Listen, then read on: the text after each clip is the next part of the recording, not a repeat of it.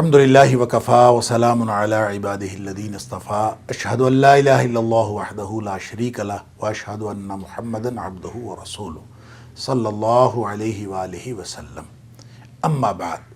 ناظرین کرام، نبی اکرم صلی اللہ علیہ وسلم ایک دن مسجد میں تشریف لائے۔ خطبے کے لیے آپ نے ممبر کی پہلی سیڑھی پر قدم مبارک رکھا، آپ نے فرمایا آمین۔ دوسری سیڑھی پر قدم مبارک رکھا، فرمایا آمین، اور اسی طرح تیسری سیڑھی پر قدم مبارک رکھا تو فرمایا آمین۔ لوگوں نے پوچھا کہ نبی اکرم صلی اللہ علیہ وسلم سے کہ آپ نے پہلے تو اس طرح کبھی یہ معمول نہیں اختیار فرمایا، آج کیا کوئی خاص بات ہے؟ تو نبی اکرم صلی اللہ علیہ وسلم فرمایا جبریل آئے تھے، انہوں نے 3 دعائیں کی تھیں، ان تینوں دعاؤں پر میں نے آمین کہا۔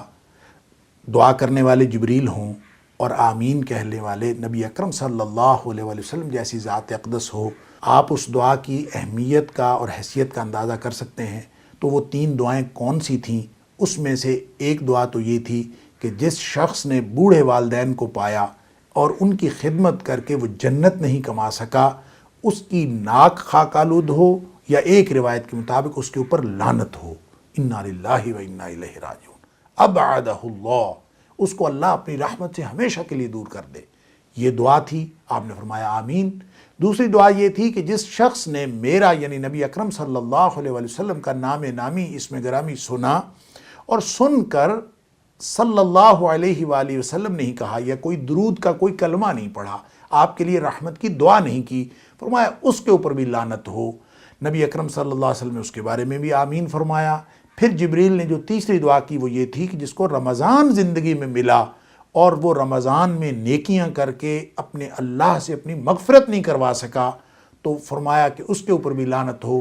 نبی اکرم صلی اللہ علیہ وسلم نے اس پر بھی آمین فرمایا۔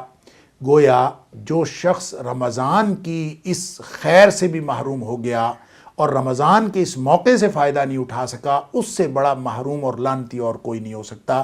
ایک اور حدیث میں نبی اکرم صلی اللہ علیہ وآلہ وسلم کا فرمان ہے، من حرم خیرہا فقد حرم۔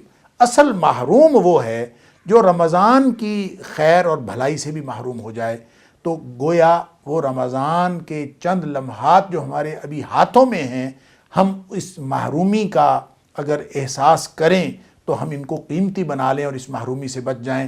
اللہ تعالیٰ مجھے اور آپ کو، ہم سب کو رمضان کی محرومیوں سے بچائے اور دنیا آخرت کی ہر طرح کی محتاجیوں اور محرومیوں سے بچائے، اس لیے کہ خیر وہ ہے جو اللہ کے ورزق و رب کا خیر ما بقا، خیر وہ ہے جو تیرے رب کے ہاتھ میں ہے، خیر اور بھلائی وہ نہیں جس کا تصور میں اور آپ رکھتے ہوں۔ اور اللہ کریم نے جتنی بھی خیر دنیا میں نازل کی ہے اس کا ایک وافر حصہ رمضان المبارک کے اندر رکھا ہے۔ اللہ ہمیں دنیا اور آخرت کی ہر طرح کی خیر حاصل کرنے اور اس رمضان کے لمحات سے اور جو بقیہ لمحات ہیں ان سے فائدہ اٹھانے کی توفیق عطا فرمائے۔ السلام علیکم ورحمۃ اللہ وبرکاتہ۔